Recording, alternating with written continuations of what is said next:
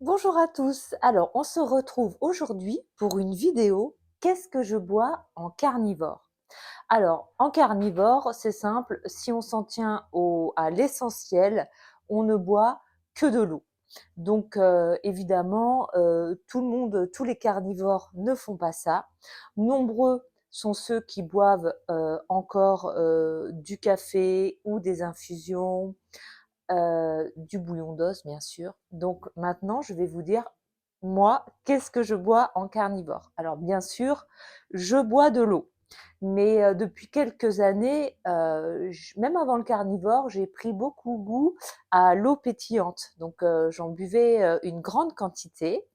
Donc du coup, j'ai décidé d'investir dans une Soda Stream. J'imagine que vous connaissez, mais vraiment, c'est super génial. Donc ça se présente comme ça.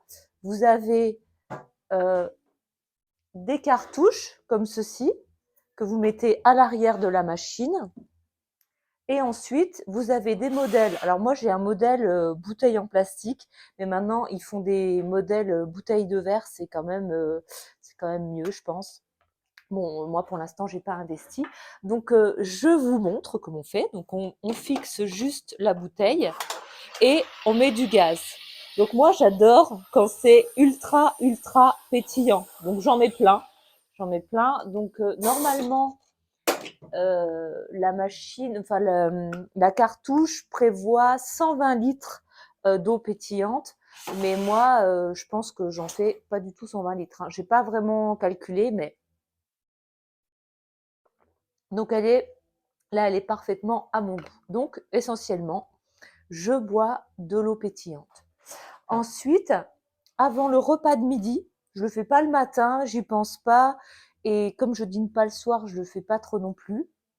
Mais je prends du vinaigre de cidre. Alors là, c'est pareil, je me prends pas la tête. Hein, je prends ce qu'il y a au magasin. Bon, je le prends bio, non pasteurisé.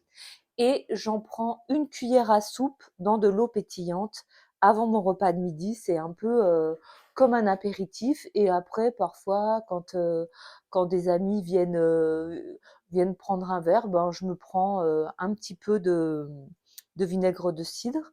Donc ça, dans le milieu cétogène, on parle souvent du vinaigre de cidre qui est intéressant pour faire baisser la glycémie. Donc c'est intéressant de le prendre avant le repas pour avoir une glycémie, enfin moins d'impact sur la glycémie. Et ça a aussi pour vertu de faire baisser le pH de l'estomac quand on est par exemple en carnivore et qu'on consomme une grande quantité de viande. Donc je consomme également du café décaféiné. Donc c'est pareil, je n'arrive pas pour le moment, même si ça fait 3 ans que je suis en carnivore, j'arrive vraiment pas à me passer de mon café. Par contre, je suis très très facilement passée au déca. Et là, j'ai fait quand même pas mal de recherches. J'ai essayé, je crois, toutes les marques que j'ai trouvées en magasin bio, le Destination, le Café Michel. J'ai même essayé en grain parce que j'ai un moulin à café. Et pour moi, vraiment, le meilleur, c'est le Malongo Bio décaféiné à l'eau. Vraiment, je prends plus que celui-là. Voilà, donc pour ce qui est du café. Et aussi, donc évidemment, je me prépare du bouillon d'os maison quand j'ai des os. Mais sinon, j'ai toujours chez moi un pot de Jarmino. C'est du bouillon d'os concentré, c'est bio. Et c'est pas vraiment quelque chose de très processé, c'est le résultat qu'on obtiendrait si on faisait soi-même une glace de viande, c'est-à-dire une très forte réduction de bouillon d'os. Donc avec une cuillère à café dans une tasse, on peut se faire un bouillon, on rajoute du beurre. C'est assez pratique. Moi, j'en consomme pas régulièrement. Je crois que c'est une quarantaine d'euros le pot, mais j'aime bien en avoir chez moi. Voilà, eh bien, vous savez tout sur les boissons que je consomme en carnivore.